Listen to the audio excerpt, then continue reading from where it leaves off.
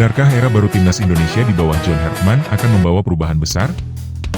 Bayangkan jika pelatih baru timnas Indonesia tiba-tiba mengambil keputusan yang bisa mengguncang sepak bola Asia Tenggara. Bukan sekadar mengganti formasi. Bukan sekadar mencari pemain baru. Tapi berani mempertanyakan apakah kompetisi regional seperti Piala AFF masih cukup untuk membawa Indonesia menuju level sepak bola dunia. Inilah isu yang belakangan menjadi perhatian. Nama John Hartman disebut-sebut berada di tengah kontroversi setelah muncul narasi bahwa dirinya mengkritik Piala AFF, bahkan disebut mempertimbangkan kemungkinan Indonesia keluar dari AFF. Kalau benar, tentu ini bukan masalah kecil. Karena AFF merupakan bagian penting dari perjalanan sepak bola negara-negara Asia Tenggara selama bertahun-tahun. Lalu, apakah benar Hartman mengatakan semua itu?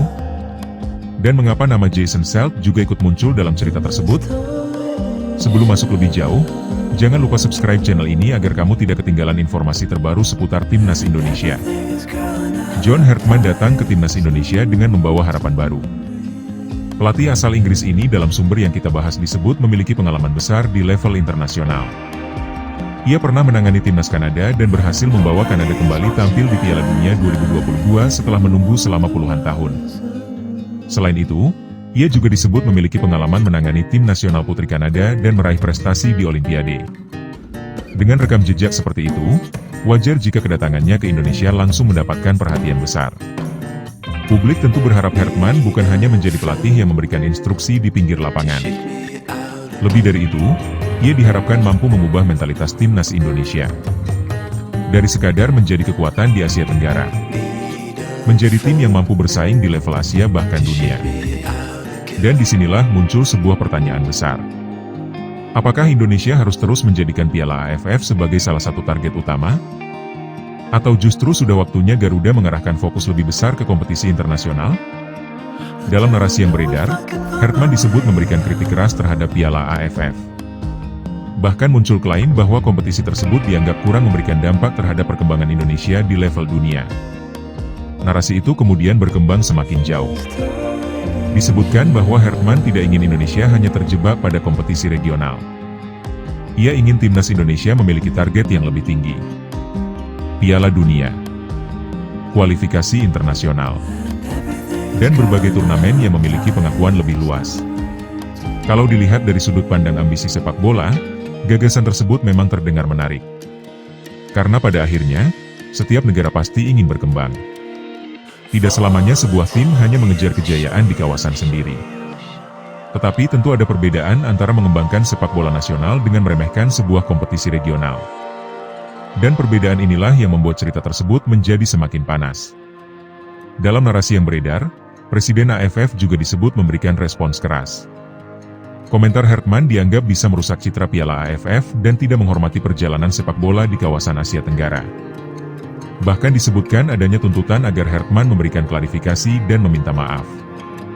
Situasi tersebut kemudian digambarkan semakin memanas ketika muncul klaim bahwa Hartman mengancam akan membawa Indonesia keluar dari AFF.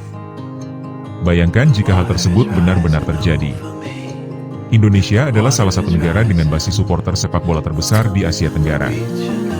Jika Indonesia benar-benar meninggalkan AFF, dampaknya tentu akan sangat besar. Bukan hanya bagi Indonesia, tetapi juga bagi kompetisi sepak bola Asia Tenggara secara keseluruhan. Namun sekali lagi, apakah cerita tersebut benar-benar terjadi? Jangan buru-buru mengambil kesimpulan. Karena masih ada bagian penting yang harus kita bahas. Nama lain yang kemudian ikut muncul adalah Jason Selk. Dalam narasi tersebut, Selk disebut sebagai calon pemain naturalisasi Timnas Indonesia. Ia diklaim memberikan dukungan terhadap visi besar Hartman. Menurut cerita yang beredar, Indonesia seharusnya tidak hanya mengejar kesuksesan di tingkat regional. Garuda harus berani memikirkan target yang jauh lebih besar.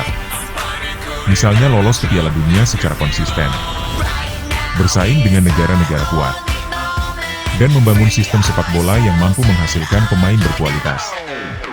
Pandangan seperti ini sebenarnya menjadi sesuatu yang menarik untuk dibicarakan. Karena perkembangan Timnas Indonesia dalam beberapa tahun terakhir memang membuat ekspektasi masyarakat semakin tinggi. Supporter tidak lagi hanya ingin melihat Indonesia menang di Asia Tenggara. Mereka ingin melihat Garuda bersaing di Asia, kemudian tampil di Piala Dunia.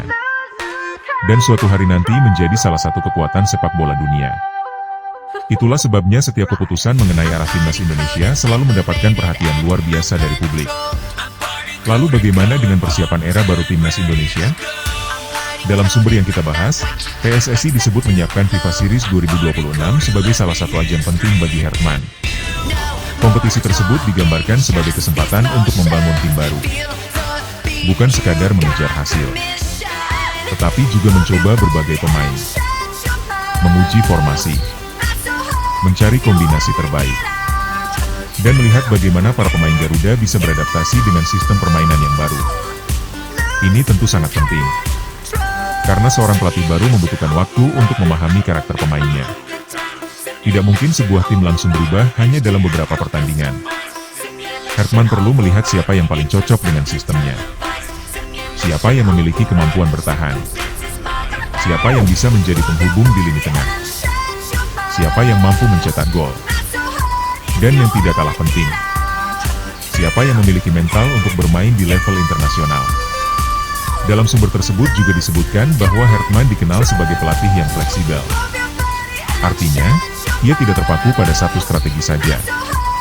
Dalam sebuah pertandingan, ia bisa melakukan perubahan sesuai situasi.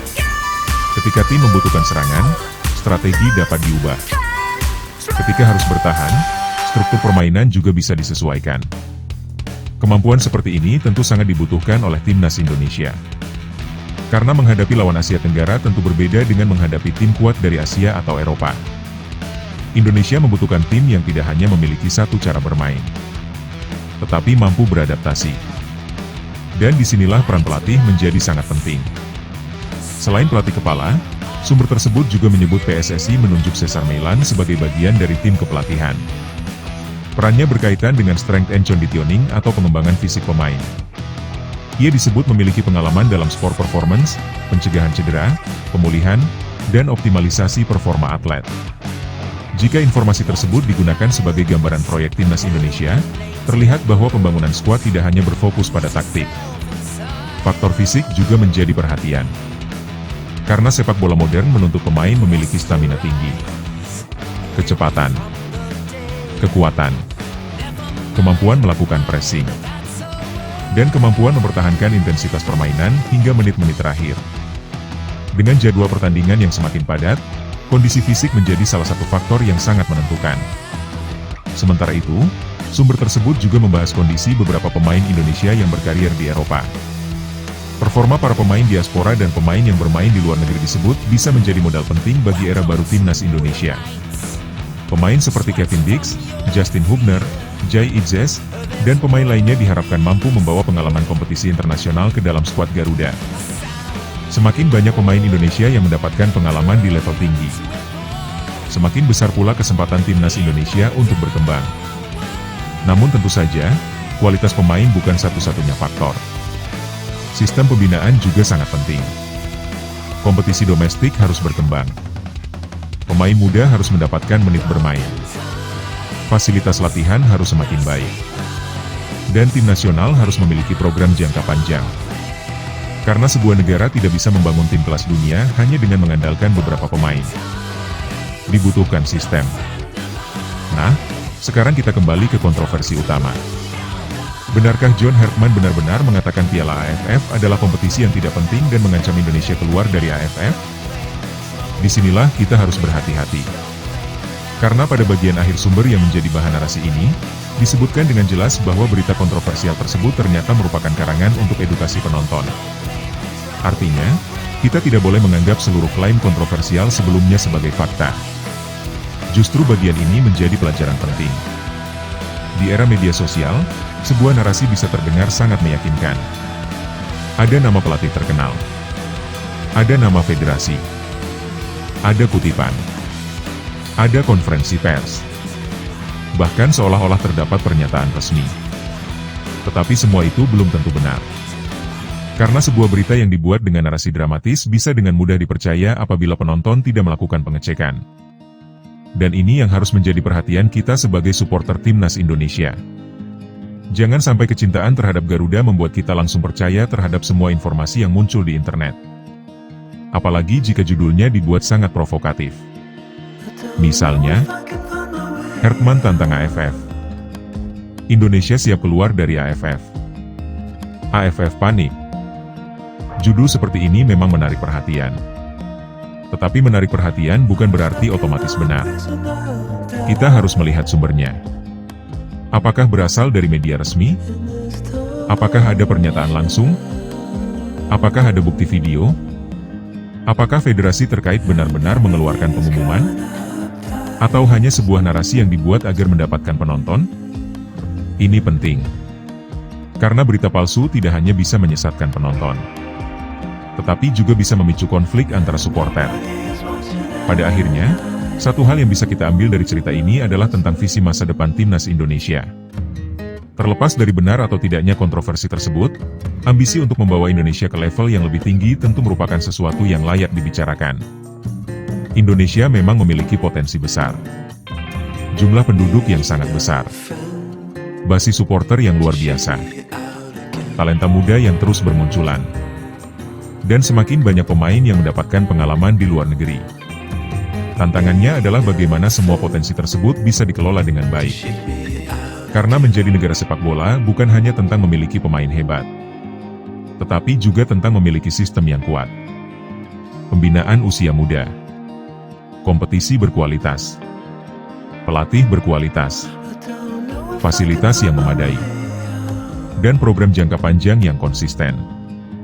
Jadi, kalau suatu hari nanti timnas Indonesia benar-benar mampu menjadi kekuatan besar di Asia, semuanya tidak akan terjadi dalam satu malam. Tidak cukup hanya dengan mengganti pelatih. Tidak cukup hanya dengan naturalisasi pemain. Dan tidak cukup hanya dengan memenangkan satu turnamen. Yang dibutuhkan adalah proses panjang. Dan mungkin, itulah tantangan terbesar era baru timnas Indonesia. Bukan tentang apakah Indonesia harus meninggalkan Piala AFF. Bukan tentang siapa yang paling hebat. Tetapi tentang bagaimana Garuda bisa terus berkembang dan akhirnya berdiri sejajar dengan negara-negara besar di dunia. Karena target terbesar sepak bola Indonesia seharusnya bukan hanya menjadi Raja Asia Tenggara. Targetnya harus lebih tinggi.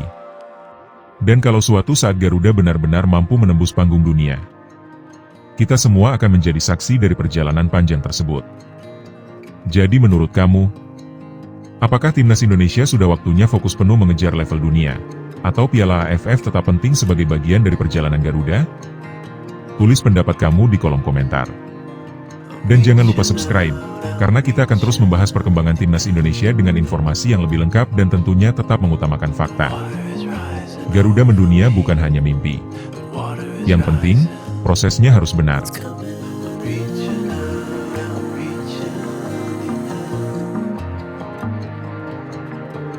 Water is rising over me.